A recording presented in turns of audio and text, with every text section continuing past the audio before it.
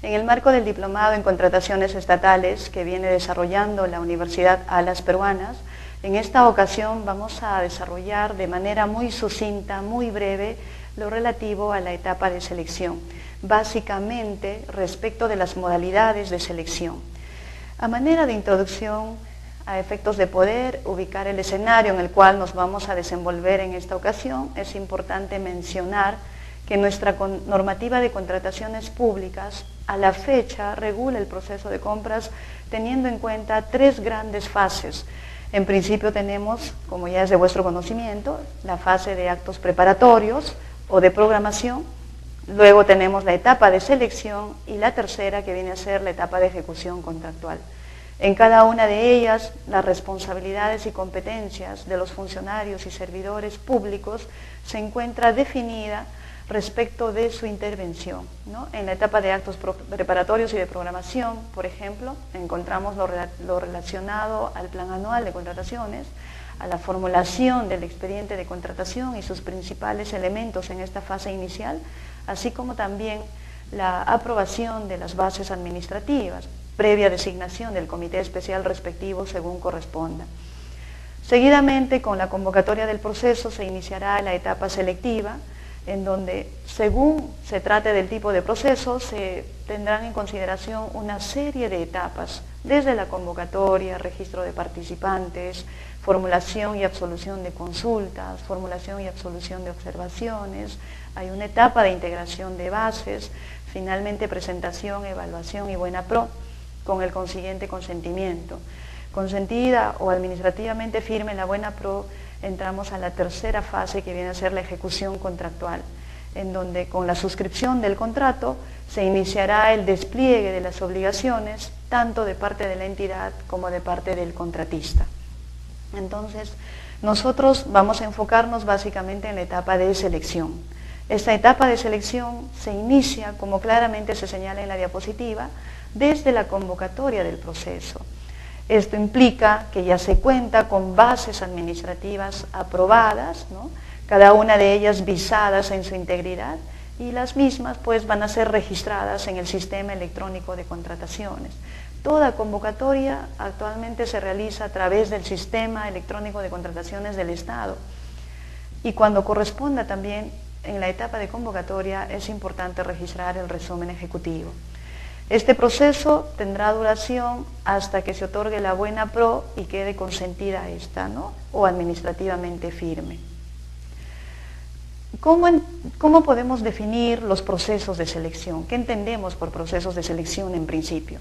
Sobre este punto es importante mencionar que los procesos de selección constituyen el conjunto de actos que se van a desarrollar de manera sucesiva y se inicia pues con la convocatoria del proceso y seguidamente se irán realizando una serie de actos según los tipos de procesos de selección, los cuales van a culminar de manera natural con la suscripción del contrato o el perfeccionamiento de este.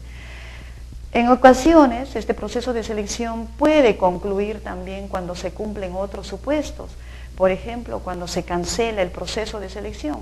La normativa también hace referencia a las causales específicas para cancelar un proceso de selección y obligatoriamente se tiene que dar hasta antes del otorgamiento de la buena pro.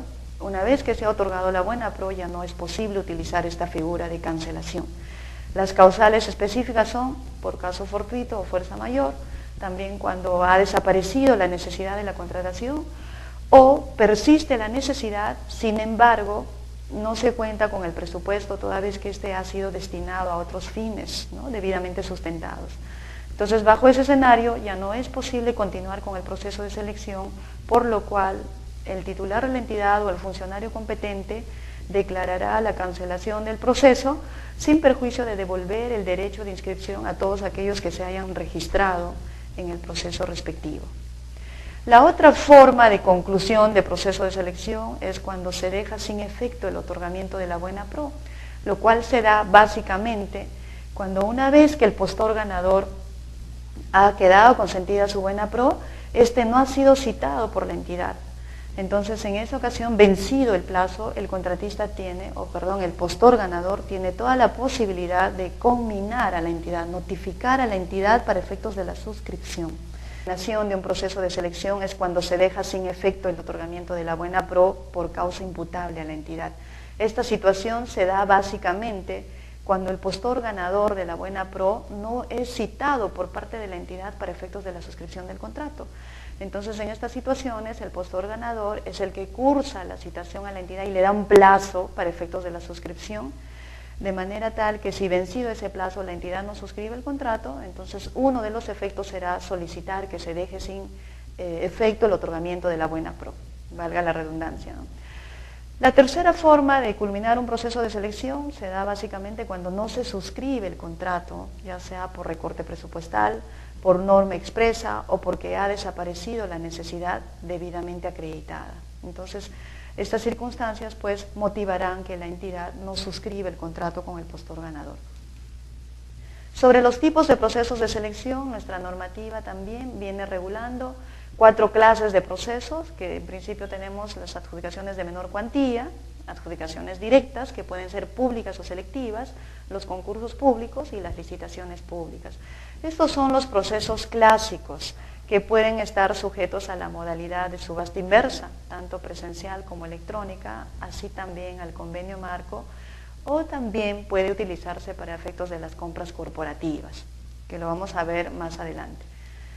Los montos para los procesos de selección se determinan todos los años, ¿no? Estos montos vienen básicamente definidos en la ley de presupuesto de cada año fiscal, de cada ejercicio fiscal. Como bien recordarán, la forma de determinar un proceso de selección es considerando por un lado el monto, ¿no? Y por otro lado el objeto de contratación. Entonces, así tendremos, por ejemplo, para efectos de la licitación pública, se convoca para temas relativos a obras, a bienes, suministros, en tanto que los concursos públicos se convocan para servicios. Las adjudicaciones de menor cuantía, ADS y ADP, se convocan indistintamente para bienes, servicios u obras. En estos últimos casos solamente, ¿no? Tanto ADS, ADP como menores cuantías, solamente se considera los montos a que hace referencia la ley de presupuesto. En la diapositiva, de acuerdo a la ley de presupuesto para este año, pueden observar que la licitación pública corresponde, por ejemplo, a contrataciones con valor referencial mayor o igual a 400.000 soles, ¿no? Si tenemos, por ejemplo, la adquisición de motocicletas para las dependencias de la entidad con un valor referencial mayor a 600.000 soles, tendríamos que convocar una licitación pública. En el caso de obras, el monto que establece la ley de presupuesto todavía es mayor, ¿no? Es mayor o igual a 1.800.000 soles. Estos rangos debe tenerlos en consideración el órgano encargado de contrataciones a efectos de definir el tipo de proceso en la formulación del expediente de contratación. Ese es el momento en donde se define el tipo de proceso, entre otros aspectos esenciales. Mientras tanto que las menores cuantías para bienes y servicios van pues desde montos superiores a las 3 UITs, es decir, desde los 10.950 hasta los 40.000 soles. ¿Correcto? En el caso de las obras, desde 10.950 para arriba, ¿no? Mayor a 10.950 y menor a 180.000 soles. Entonces, es este cuadro de montos que debe considerarse para efectos de la determinación del tipo de proceso. En los procesos clásicos es importante mencionar que cada uno de ellos tiene sus propias particularidades, sus propias peculiaridades. En ocasiones el plazo es más breve, en otros es más amplio, con etapas totalmente diferenciadas, como viene a ser, por ejemplo, el tema de licitaciones y concursos públicos. En estos procesos por excelencia, las etapas son mucho más amplias y están identificadas una tras otra, ¿no? Y así tendremos, por ejemplo, que entre la convocatoria y presentación de propuestas en una licitación y un concurso público deben mediar por lo menos 22 días hábiles, ¿no? Este es el periodo mínimo, 22 días hábiles. Si ustedes analizan este tiempo en días naturales, estamos hablando aproximadamente de un mes solamente entre convocatoria y presentación de propuestas. En términos naturales, porque antes de la presentación de propuestas también puede darse una situación que denominamos la elevación de actuados por observaciones a las bases, lo cual puede dilatar todavía mucho más el proceso. Y adjudicada la buena pro, también tenemos que esperar un tiempo prudencial para efectos del consentimiento de la buena pro, Este tiempo ya lo ha establecido la ley según el tipo de proceso también. Si es una licitación pública o concurso público y hay más de un postor, tenemos que esperar 8 días hábiles, ¿no? Con lo cual los procesos de licitaciones y concursos públicos pues vienen a ser los más amplios, ¿correcto? En el caso de las menores cuantías, el proceso es más breve, hay etapas mínimas, ¿no? Al igual que en las ADS y adjudicación directa pública, en donde las etapas están, en algunas ocasiones son juntas, se desarrollan de manera conjunta, ¿no? Como vamos a ver a continuación. Acá solamente destacar que en la fase selectiva los plazos se contabilizan en días hábiles y nuestra normativa básicamente regula con bastante detalle y precisión en la etapa, cómo se realiza, por ejemplo, una convocatoria, cómo se realiza el registro de participantes, ¿no? Los lineamientos están dados para cada una de estas etapas. Entonces el comité especial tiene bastante apoyo normativo para el desarrollo del mismo, ¿no? De igual manera, el sistema electrónico de contrataciones del Estado nos permite, pues, convocar estos procesos siguiendo las etapas mínimas para cada una de ellas, ¿no? Conteniendo los plazos mínimos, en todo caso, para cada una de ellas. A continuación vamos a ver, por ejemplo, en el caso de menores cuantías de bienes y servicios. Las etapas son, desde la convocatoria tenemos al día siguiente el registro de participantes, presentación de propuestas, evaluación de las mismas y otorgamiento de la buena pro. Entre la convocatoria y presentación de propuestas el plazo es breve, son 2 días hábiles, en tanto que la norma también exige que la presentación de propuestas debe realizarse en un periodo no menor a 4 horas y el registro de participantes comienza al día siguiente de la convocatoria hasta 1 minuto antes de la presentación de propuestas, ¿no? Son plazos bastante breves, con etapas bastante reducidas.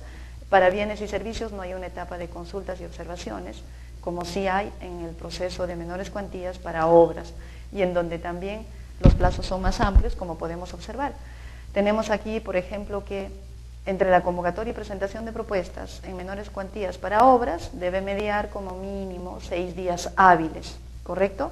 Y luego de la convocatoria comienza el registro de participantes, también las consultas y observaciones, se absolverán en el plazo máximo de 2 días hábiles para seguidamente establecer la fecha de presentación de propuestas, que en menores cuantías, dicho sea de paso, siempre es en acto privado, ¿no? La evaluación y otorgamiento de la buena pro.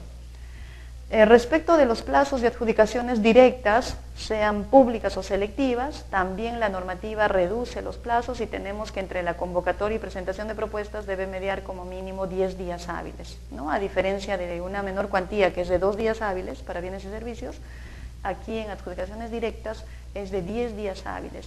Y hay etapas relacionadas al registro de participantes, luego tenemos consultas y observaciones, ¿no? En unos procesos de adjudicaciones directas, la recepción de consultas se debe realizar en un periodo mínimo de 3 días hábiles, tanto consultas y observaciones de manera conjunta. Y la absolución también de manera conjunta de consultas y observaciones se debe desarrollar en un plazo máximo de 3 días hábiles.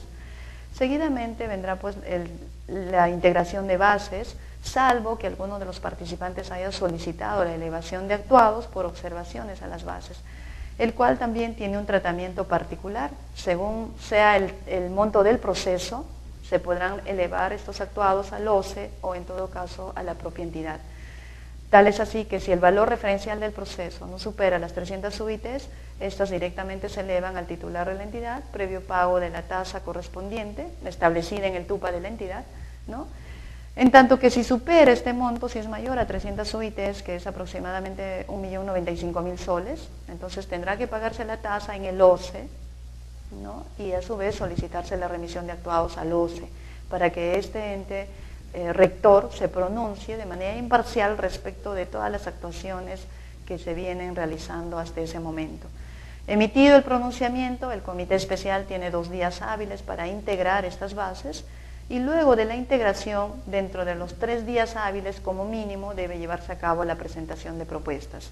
Si es una ADP, será en acto público, en tanto que si es una ADS, en acto privado, ¿no es cierto? Seguidamente viene la etapa de evaluación de propuestas y finalmente el otorgamiento de la buena pro. En el caso de que hubiera más de un postor, tenemos que esperar en adjudicaciones directas y de menor cuantía 5 días hábiles como mínimo. Si vencido ese plazo no se presentan recursos de apelación, queda consentida la buena pro y ya desde allí el órgano encargado de las contrataciones asumirá competencia para efectos de la suscripción del contrato. Respecto de las licitaciones y concursos públicos, como ya hemos venido adelantando, entre la convocatoria y presentación de propuestas debe mediar como mínimo 22 días hábiles. Aquí los plazos son más extensos para cada una de estas etapas, ¿no? De manera tal que, por ejemplo, respecto de las consultas, se reciben en un plazo mínimo de 5 días hábiles y se absuelven también en un plazo máximo de 5 días hábiles. En este caso, el comité especial puede optar ya sea por absolver al segundo o tercer día o también al quinto día como máximo.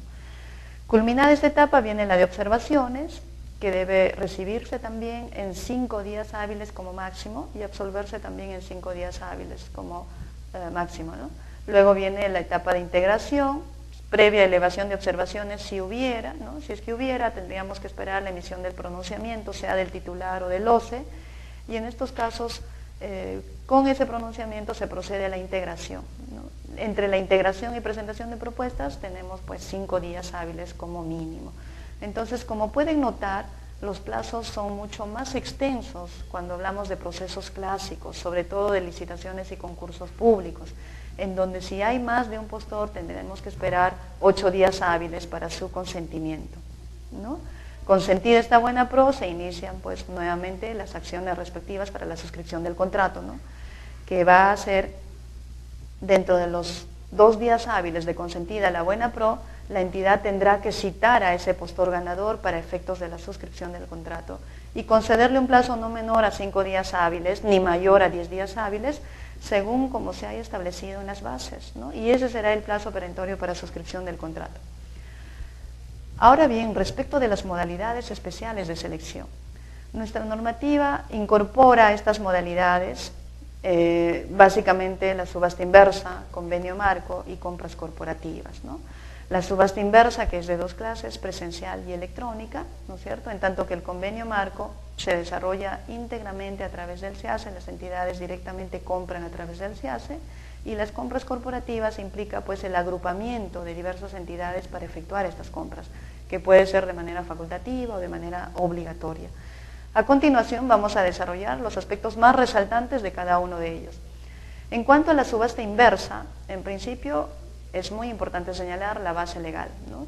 La subasta inversa se encuentra regulada por el Decreto Legislativo 1017, también por su reglamento, Decreto Supremo 184/2008 de Economía y Finanzas, básicamente en los artículos 90 y siguientes del reglamento, y también tenemos una directiva que establece los lineamientos específicos para la subasta inversa, la cual viene a ser la Directiva 06/2009 del OCE, ¿no? Consejo Directivo.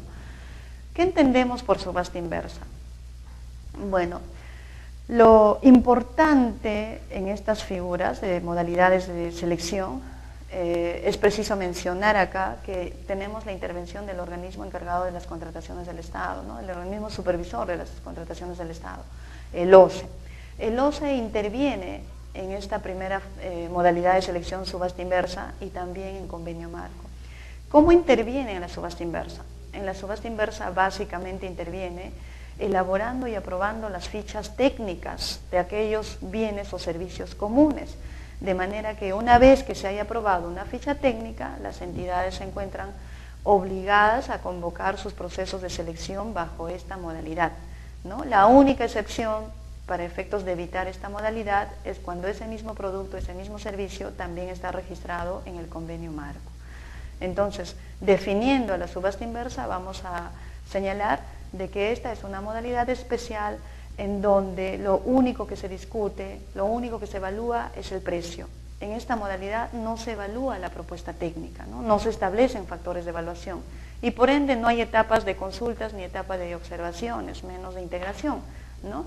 Aquí el proceso se reduce, los plazos son más breves, en donde, como les menciono, lo único que se evalúa es el precio, ¿no? Es decir, quién da menos para otorgarle la buena pro, ¿correcto? Entonces también los plazos van a variar según el tipo de proceso. Respecto de la fase de actos preparatorios en subasta inversa, es importante mencionar que para la adquisición de un bien o contratación de un servicio que se encuentra en el listado de bienes o servicios comunes, el uso obligatorio de la subasta inversa ya sea presencial o electrónica.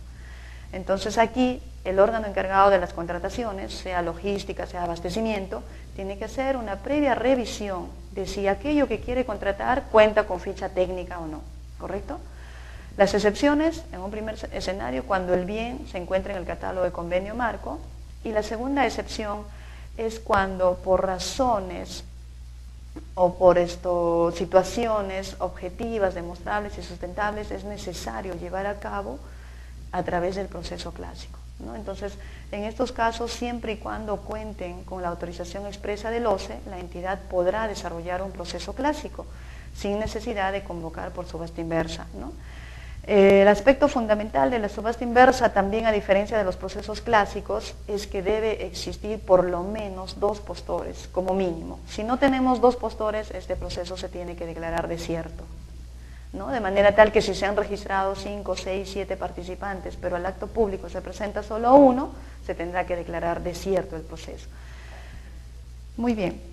Respecto de los casos especiales de aplicación, también la normativa hace algunas precisiones muy importantes y nos señala de que esta modalidad, por ejemplo, no se aplica en determinados casos. Si se convoca a un proceso tradicional, ¿no? Y luego de esta convocatoria se publica la ficha de ese producto para el cual hemos convocado el proceso, nuestro proceso continuaría, ¿no? Continuaría sus propias reglas hasta que se otorgue la buena pro con la consiguiente suscripción del contrato. Solamente si este proceso clásico que ha sido convocado se declara desierto y ya existiendo una ficha técnica aprobada, tendrá que convocarse a través de la segunda convocatoria se tendrá que realizar a través de una subasta inversa. Asimismo, si se declara desierto un proceso por subasta inversa y la ficha ha sido excluida, la segunda convocatoria podrá efectuarse también por un proceso clásico, ¿no? En el caso de que esta ficha persista, se tendrá que realizar pues una menor cuantía por subasta inversa con un plazo específico más breve, 2 días hábiles, solamente para efectos del desierto. Muy bien, luego tenemos respecto al órgano encargado de conducir, ejecutar íntegramente el proceso de selección. A diferencia de la norma anterior, nuestra norma vigente establece que el comité especial encargado de conducir el proceso está conformado por 3 miembros, ¿no? Con la normativa anterior se señalaba un subastador y un secretario. Ahora ya no existe eso, ¿no? Son 3 miembros como para cualquier proceso clásico. Y estos 3 miembros, sean ad hoc o permanentes, tienen que desarrollar pues de manera conjunta el proceso, ¿no? En principio, revisar si en el expediente de contratación que se les ha alcanzado se ha incluido la ficha técnica actualizada, es decir, la versión última. Es importante destacar aquí que el OCE en ocasiones modifica estas fichas, ¿no? Y hay nuevas versiones y estas nuevas se tienen que incluir en las bases respectivas. Asimismo, mi recomendación para aquellos que son miembros del comité especial encargados de procesos por subasta inversa, tienen que ser bastante detallistas respecto a la elaboración de las bases, porque no tenemos bases estandarizadas para esta modalidad. Por ende, hay que ser muy cuidadosos, muy cautelosos al momento de elaborar las bases. En el caso de licitaciones y concursos públicos, adjudicaciones directas, la subasta inversa puede ser presencial o electrónica, ¿no? Y en el caso de que opten por una menor cuantía, tendrán que pues, convocar una subasta inversa electrónica. Con lo cual, lo que les quiero decir también es que si ustedes tienen una contratación cuyo monto no supera lo establecido para la menor cuantía, ¿no? La normativa te da la posibilidad de que convoques un proceso clásico. Si optas por una subasta inversa, tienes que convocar una subasta inversa electrónica, ¿correcto? Esa también es una de las novedades respecto de la normativa anterior. Con relación a las bases, tienen que recordar aquí que en subasta inversa las bases deben contener no solamente las condiciones mínimas, no solamente el pliego de condiciones que la entidad establece sobre la forma de entrega, lugar de entrega, plazo de entrega, entre otros, sino también la ficha técnica respectiva. Y estas las pueden descargar básicamente del Sistema Electrónico de Contrataciones, del SEACE. En el SEACE tenemos una pestaña exclusiva para subastas inversas, ¿no? A la fecha hay 1.401 fichas, entonces nuestros logísticos tienen tarea ahí para revisar, ¿no? Se han incorporado fichas de diversas frutas, por ejemplo, ¿no? Los medicamentos, casi todos ellos tienen ficha técnica, ¿no? La gran mayoría. Entonces esos puntos se debe considerar. También una proforma de contrato, obviamente. La subasta inversa presencial tiene las siguientes etapas, ¿no? La convocatoria, al día siguiente comienza el registro de participantes, ¿no? Y seguidamente tenemos el acto público. Entre convocatoria y acto público debe mediar como mínimo 8 días hábiles si es que es una licitación o un concurso, y 5 días hábiles si es una adjudicación directa, pública o selectiva, ¿correcto? Aquí, como les he mencionado, en presencial no hay subasta inversa presencial por menor cuantía, ¿no? En todo caso, si es una menor cuantía, tienen que optar por la subasta inversa electrónica. Muy bien, respecto del acto público. El acto público comprende 3 etapas: presentación de propuestas, puja y otorgamiento de la buena pro, ¿correcto? Aquí también es importante destacar que no se consideran las fases de etapa de consulta, la etapa de observación, en la medida de que se presume también que todos los postores que se presentan a estos procesos cumplen con las condiciones técnicas mínimas establecidas en las fichas técnicas y demás condiciones señaladas por la entidad, ¿no es cierto? Entonces, se presume que cumplen con ello, por lo cual no hay necesidad de establecer una etapa adicional. Asimismo, como les he mencionado, acá lo único que se discute es el precio. Ahora, respecto del desarrollo, ¿no? En principio vamos a hablar de los sobres. En los procesos clásicos siempre hablamos de una propuesta técnica y una propuesta económica, pero en los procesos por modalidad de subasta inversa hablamos de sobres de habilitación y la propuesta económica. El sobre de habilitación debe contener por lo menos, ¿no?, la siguiente información básica: la constancia de inscripción vigente en el RNP, sea de proveedor de bienes o servicios, según corresponda. También la declaración jurada de acuerdo al artículo 42 del reglamento, en donde va a declarar, pues, entre otros, que conoce, se sujeta a las bases, ¿no?, se somete a las condiciones allí establecidas, conoce las sanciones, entre otros. También, de ser un consorcio, tendrá que presentar la promesa formal de consorcio, indicando claramente el representante legal común, así como las obligaciones y responsabilidades de cada uno de los consorciados. Y finalmente, copia de los documentos que acrediten el cumplimiento de los requisitos, si es que lo exigen así la ficha técnica del producto respectivo o servicio, ¿no? Puede ser registro sanitario, autorización de la Dirección General de Hidrocarburos, entre otros, según el objeto correspondiente.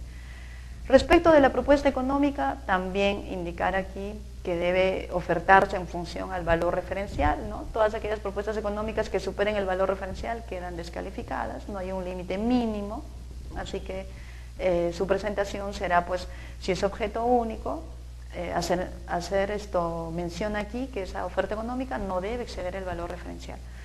Y a su vez tiene que acompañar la garantía de seriedad de oferta cuando corresponda. Si es una ADS, ADP, licitación y concurso, obligatoriamente se tiene que presentar estas garantías de seriedad de oferta, que puede ser una carta fianza o una póliza de caución, según se haya establecido en las bases, ¿no?, con las condiciones, requisitos que establece la norma. En principio, estas garantías de seriedad de oferta tienen que contemplar, pues, las 4 características básicas también, de que son incondicionales, irrevocables, de realización automática, ¿no?, y a su vez a la sola notificación de la entidad. Entonces, acá también precisar que la seriedad de oferta tiene una vigencia mínima, que es de 2 meses contados a partir del día siguiente de la presentación de propuestas, ¿correcto? Respecto de los consorcios, también hacer una precisión aquí. En el caso de que el postor sea un consorcio conformado, por ejemplo, por 3 empresas, la garantía de seriedad de oferta debe estar a nombre de las 3 empresas, en atención a las precisiones que ha realizado la SBS, ¿no? Si es por ítems, igual la oferta económica se tendrá que presentar ítem por ítem, cada una con su garantía de seriedad de oferta según corresponda. Muy bien, el desarrollo del acto público. En subasta inversa básicamente se debe hacer una breve introducción, ¿no? En la hora fijada, en la fecha programada, de manera puntual, se debe hacer una breve introducción sobre el desarrollo de este proceso, haciendo referencia a unos alcances generales del objeto de contratación, y a su vez en este momento se puede formular preguntas de parte de aquellos participantes, ¿no? Aquellos postores que se hayan presentado en este momento tienen la posibilidad de formular preguntas y el comité especial de inmediato las tendrá que absolver. Con ello se inicia la presentación de propuestas, ¿no?, de manera tal que con las respuestas dadas, las respuestas brindadas, los postores que se encuentren de acuerdo presentarán sus propuestas, ¿no? Por un lado, su sobre de habilitación y su propuesta económica, ambos en sobre cerrado. de manera tal que luego se desarrolla pues la apertura de propuestas. En principio se tendrá que admitir según cumplan o no con los requerimientos técnicos mínimos, y una vez admitidas se abren las económicas, ¿no? Respecto de las ofertas económicas se tiene que ir ordenando del monto menor al monto mayor, ¿no? La oferta más baja al monto más alto, para luego efectuar una clasificación de propuestas, ¿no? Y acá encontramos un aspecto muy interesante en subasta inversa. No todos los postores en principio pueden participar en la puja, porque hay una etapa previa de clasificación de propuestas. Y esta clasificación implica, pues, en principio, de que una vez determinada, una vez establecida el monto más bajo de las propuestas económicas, solamente podrán realizar o entrar a la puja aquellas propuestas que no superen este monto en más del 10%, ¿correcto? De manera tal que todas aquellas propuestas que no superen a la oferta más baja en más del 10% ingresan a la puja. Si no se cumple esta condición, entonces tenemos que buscar las ofertas más bajas, ¿no? Las que se encuentran dentro del valor referencial, de preferencia y obligatoriamente con un mínimo de 2 postores, ¿correcto? De manera tal que se iniciará la puja, comenzando por el postor que ofreció el menor monto, ¿no? Este postor, para efectos de la puja, debe considerar obligatoriamente el decremento mínimo establecido en las bases. El decremento mínimo es aquel referente que deben considerar los postores para las rebajas, para las pujas sucesivas, y se establece en las bases y asciende a un porcentaje no menor al 0.1% ni mayor al 3% del valor referencial total, ¿no? Muy bien, entonces aquí, según hemos mencionado, pues solo 2 propuestas válidas para la puja. El periodo de puja, bueno, los postores clasificados que pasan a la puja, bueno, tienen que hacer en función al precio base, ¿no? El monto más bajo. El postor de menor precio inicia la puja, ¿no? Y bueno, cada uno de ellos tiene hasta 3 minutos como máximo para poder analizar hasta cuánto pueden bajar, siempre respetando el decremento mínimo.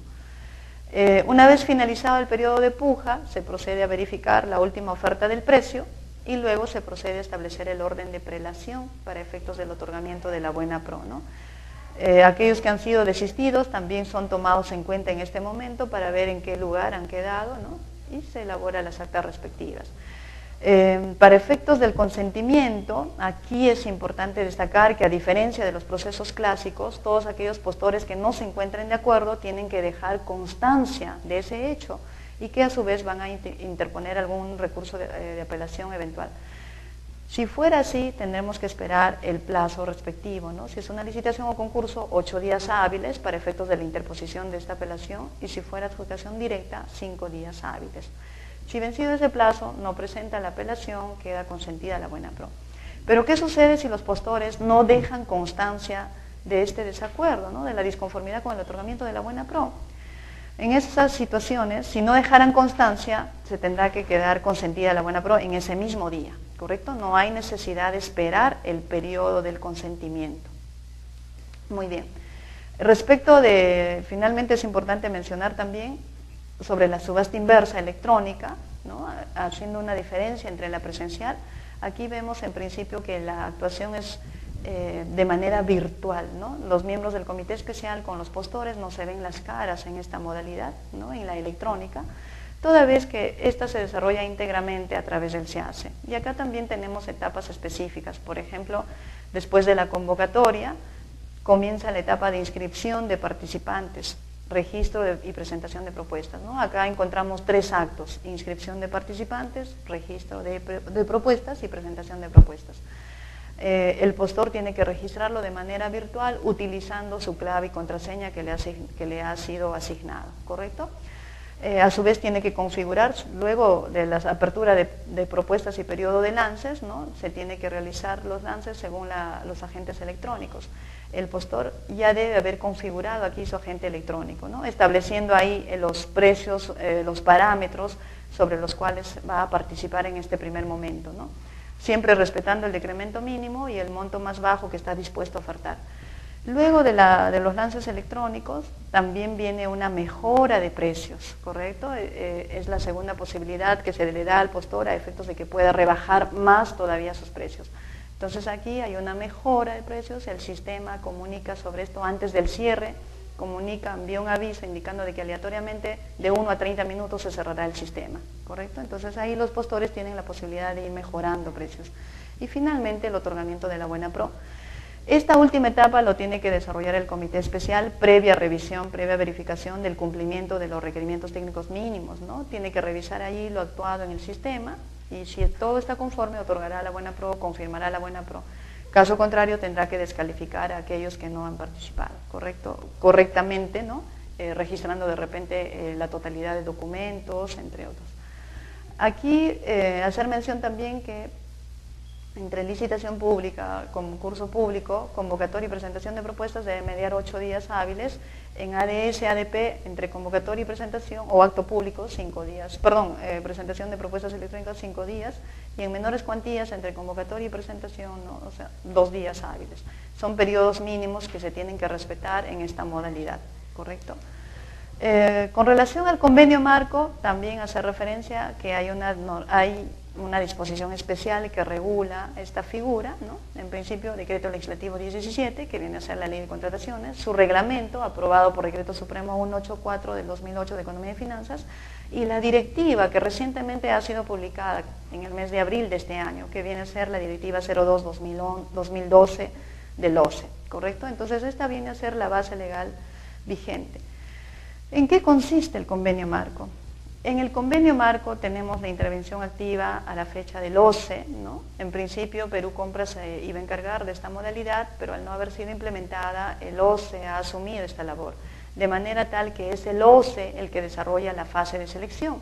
Pero la selección no es para hacer una contratación directa, sino para suscribir un convenio. Entonces, en atención a una convocatoria pública, ¿no? Se hace un proceso de selección para efectos de elegir a los proveedores respecto de un producto determinado, un servicio determinado, y una vez adjudicada la buena pro se suscribe un acuerdo, un convenio.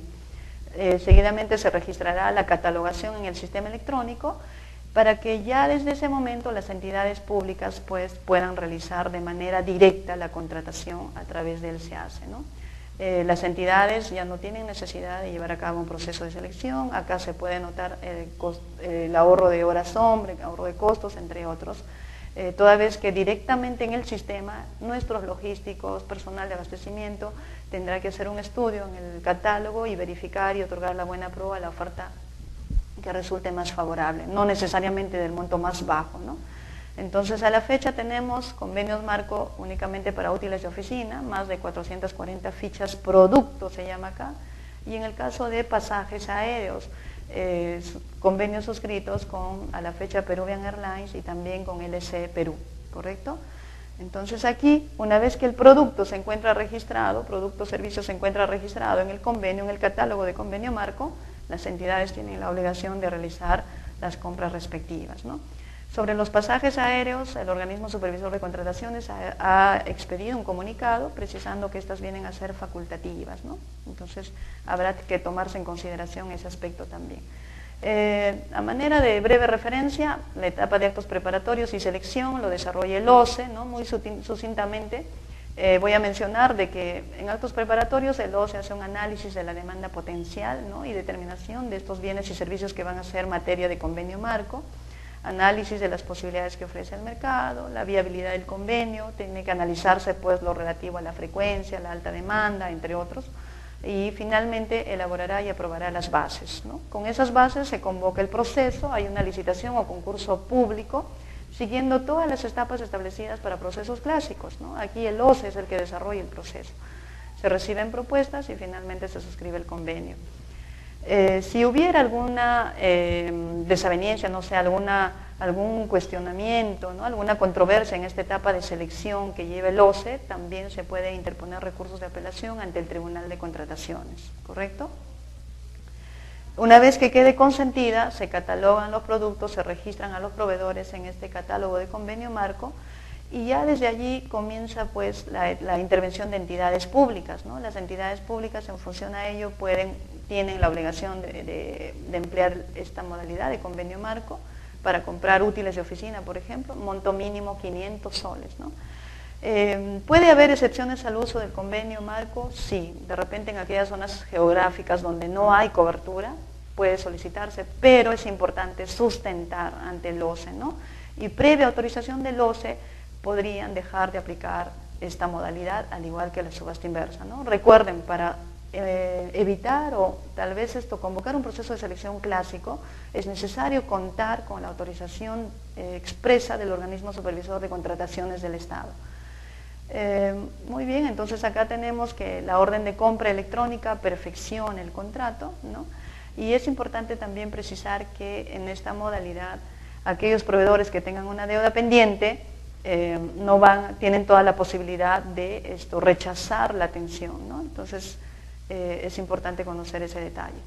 Los beneficios del convenio marco es que permite que a través de un solo proceso de selección llevado a cabo por el OCE se atienda a las necesidades de diversas entidades públicas, ¿no? Reduciendo costos de transacción, costos de horas hombre, que significaría pues que cada entidad lleve a cabo sus procesos de selección. También las entidades compran directamente en el catálogo de convenio marco publicado en el SEACE con la simple emisión de la orden de compra, ¿no? Aquí ya no hay necesidad de suscribir contratos según las condiciones, formalidades, requisitos que establece la norma. Basta la emisión de la orden de compra electrónica para perfeccionar el contrato, ¿correcto? Y seguidamente, una vez que se imprima la orden de compra, la orden de servicio de manera física, habrá que ponerle el CIAF y ese mismo documento se notifica a los proveedores. Finalmente, hablando sobre compras corporativas, ¿no? Hacer mención también que en este caso hablamos pues de un mecanismo de contratación que pueden utilizar diversas entidades, ¿no? Las mismas que de manera facultativa u obligatoria se agrupan con la finalidad de realizar la contratación de determinado bien, de determinado servicio, ¿no? Entonces aquí hablaremos de entidades participantes, entidades encargantes y entidad responsable, ¿no? La entidad responsable será pues aquella que se encargará de conducir el proceso de selección en representación de todas las que participan en esta modalidad. Está regulado en el Reglamento de Contrataciones del Estado, desde los artículos 80 al 85A, ¿no? Las clases son básicamente las siguientes: compras corporativas facultativas, en donde las entidades de manera facultativa se agrupan, se reúnen con la finalidad de llevar a cabo un solo proceso de selección, ¿no? En estos casos será necesario suscribir un convenio interinstitucional en donde se van a establecer primero qué entidades participan, quién va a ser la responsable de llevar a cabo el proceso, ¿no? Designar comité, aprobar bases, conducir el proceso, entre otros, y a su vez el tipo de producto o servicio para el cual se están reuniendo, ¿no es cierto? Con relación a las compras corporativas obligatorias, es importante precisar que se requiere de una norma expresa, ¿no? Una norma especial, un decreto supremo, en donde se indica que obligatoriamente determinados bienes o servicios deben realizarse de manera conjunta, ¿no? Es decir, la contratación de los mismos debe realizarse de manera obligatoria en forma agrupada, ¿no? Se establecen las entidades obligadas a participar en estas compras corporativas obligatorias, así también los bienes o servicios. Por ejemplo, ahora tenemos estas compras corporativas obligatorias para efectos de medicamentos.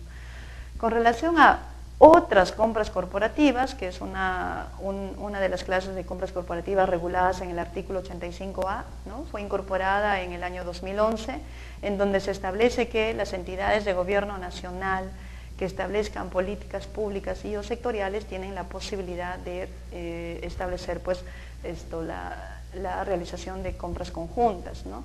En principio es importante de que se expida una resolución del titular de la entidad aprobando la relación de bienes y servicios que van a ser materia de contratación conjunta. Y estas resoluciones deben ser a su vez hechas de conocimiento tanto al Ministerio de Economía y Finanzas, así como también del organismo supervisor de contrataciones. En esencia, las compras corporativas implican una mejora del sistema clásico de contratación, ¿no? Supone también la reducción de esfuerzos para lograr ahorro de costo y por ende mayor eficiencia en la contratación, y busca aprovechar las ventajas de la economía de escala, ¿no? Mayor cantidad de compra, menor será el precio, ¿no es cierto? También constituye una gestión estratégica de abastecimiento, ¿no? Promueve la agregación de la demanda de bienes y servicios homogéneos que las entidades prevén necesitar para un periodo determinado, adquiridas a través de una sola operación. Con ello terminamos esta parte, ¿no? Relativa a modalidades especiales de selección, con lo cual agradezco mucho su tiempo y su atención para este material. Muchas gracias. una serie de etapas, desde la convocatoria, registro de participantes, formulación y absolución de consultas, formulación y absolución de observaciones, hay una etapa de integración de bases, finalmente presentación, evaluación y buena pro, con el consiguiente consentimiento. Consentida o administrativamente firme la buena pro, entramos a la tercera fase, que viene a ser la ejecución contractual, en donde con la suscripción del contrato se iniciará el despliegue de las obligaciones, tanto de parte de la entidad como de parte del contratista. Entonces, nosotros vamos a enfocarnos básicamente en la etapa de selección. Esta etapa de selección se inicia, como claramente se señala en la diapositiva, desde la convocatoria del proceso. Esto implica que ya se cuenta con bases administrativas aprobadas, ¿no?, cada una de ellas visadas en su integridad, y las mismas pues van a ser registradas en el sistema electrónico de contrataciones. Toda convocatoria actualmente se realiza a través del sistema electrónico de contrataciones del Estado, y cuando corresponda también en la etapa de convocatoria es importante registrar el resumen ejecutivo. Este proceso tendrá duración hasta que se otorgue la buena pro y quede consentida esta, ¿no?, o administrativamente firme. ¿Cómo podemos definir los procesos de selección? ¿Qué entendemos por procesos de selección en principio? Adjudicaciones de menor cuantía, adjudicaciones directas, que pueden ser públicas o selectivas, los concursos públicos y las licitaciones públicas. Estos son los procesos clásicos que pueden estar sujetos a la modalidad de subasta inversa, tanto presencial como electrónica, así también al convenio marco, o también puede utilizarse para efectos de las compras corporativas, que lo vamos a ver más adelante. Los montos para los procesos de selección se determinan todos los años, ¿no? Estos montos vienen básicamente definidos en la ley de presupuesto de cada año fiscal, de cada ejercicio fiscal. Como bien recordarán, la forma de determinar un proceso de selección es considerando por un lado el monto, ¿no?, y por otro lado el objeto de contratación.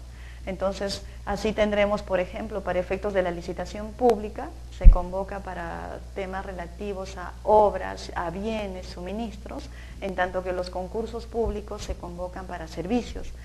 Las adjudicaciones de menor cuantía, ADS y ADP, se convocan indistintamente para bienes, servicios u obras. En estos últimos casos solamente, ¿no?, tanto ADS, ADP como menores cuantías, solamente se considera los montos a que hace referencia la ley de presupuesto. En la diapositiva, de acuerdo a la ley de presupuesto para este año, pueden observar que la licitación pública corresponde, por ejemplo, a contrataciones con valor referencial de proceso de selección, es cuando se deja sin efecto el otorgamiento de la buena pro, lo cual se da básicamente cuando una vez que el postor ganador ha quedado consentida su buena pro, este no ha sido citado por la entidad. Entonces, en esa ocasión, vencido el plazo, el contratista el postor ganador tiene toda la posibilidad de conminar a la entidad, notificar a la entidad para efectos de la suscripción. La acción de un proceso de selección es cuando se deja sin efecto el otorgamiento de la buena pro por causa imputable a la entidad. Esta situación se da básicamente cuando el postor ganador de la buena pro no es citado por parte de la entidad para efectos de la suscripción del contrato. Entonces, en estas situaciones, el postor ganador es el que cursa la citación a la entidad y le da un plazo para efectos de la suscripción, de manera tal que si vencido ese plazo la entidad no suscribe el contrato, entonces uno de los efectos será solicitar que se deje sin efecto el otorgamiento de la buena pro, valga la redundancia, ¿no? La tercera forma de culminar un proceso de selección se da básicamente cuando no se suscribe el contrato, ya sea por recorte presupuestal, por norma expresa o porque ha desaparecido la necesidad debidamente acreditada. Entonces, estas circunstancias pues motivarán que la entidad no suscriba el contrato con el postor ganador. Sobre los tipos de procesos de selección, nuestra normativa también viene regulando 4 clases de procesos, que en principio tenemos en el marco del diplomado en contrataciones estatales que viene desarrollando la Universidad Alas Peruanas. En esta ocasión vamos a desarrollar de manera muy sucinta, muy breve, lo relativo a la etapa de selección, básicamente respecto de las modalidades de selección. A manera de introducción, a efectos de poder ubicar el escenario en el cual nos vamos a desenvolver en esta ocasión, es importante mencionar que nuestra normativa de contrataciones públicas a la fecha regula el proceso de compras teniendo en cuenta 3 grandes fases. En principio tenemos, como ya es de vuestro conocimiento, la fase de actos preparatorios o de programación, luego tenemos la etapa de selección y la tercera que viene a ser la etapa de ejecución contractual. En cada una de ellas, las responsabilidades y competencias de los funcionarios y servidores públicos se encuentra definida respecto de su intervención, ¿no? En la etapa de actos preparatorios y de programación, por ejemplo, encontramos lo relacionado al plan anual de contrataciones, a la formulación del expediente de contratación y sus principales elementos en esta fase inicial, así como también la aprobación de las bases administrativas, previa designación del comité especial respectivo según corresponda. Seguidamente, con la convocatoria del proceso se iniciará la etapa selectiva, en donde, según se trate del tipo de proceso, se tendrán en consideración. Sobre este punto es importante mencionar que los procesos de selección constituyen el conjunto de actos que se van a desarrollar de manera sucesiva y se inicia pues con la convocatoria del proceso y seguidamente se irán realizando una serie de actos según los tipos de procesos de selección, los cuales van a culminar de manera natural con la suscripción del contrato o el perfeccionamiento de este. En ocasiones, este proceso de selección puede concluir también cuando se cumplen otros supuestos, por ejemplo, cuando se cancela el proceso de selección. La normativa también hace referencia a las causales específicas para cancelar un proceso de selección y obligatoriamente se tiene que dar hasta antes del otorgamiento de la buena pro. Una vez que se ha otorgado la buena pro, ya no es posible utilizar esta figura de cancelación. Las causales específicas son por caso fortuito o fuerza mayor, también cuando ha desaparecido la necesidad de la contratación o persiste la necesidad, sin embargo, no se cuenta con el presupuesto toda vez que este ha sido destinado a otros fines, ¿no?, debidamente sustentados. Entonces, bajo ese escenario ya no es posible continuar con el proceso de selección, por lo cual el titular de la entidad o el funcionario competente declarará la cancelación del proceso sin perjuicio de devolver el derecho de inscripción a todos aquellos que se hayan registrado en el proceso respectivo. La otra forma de conclusión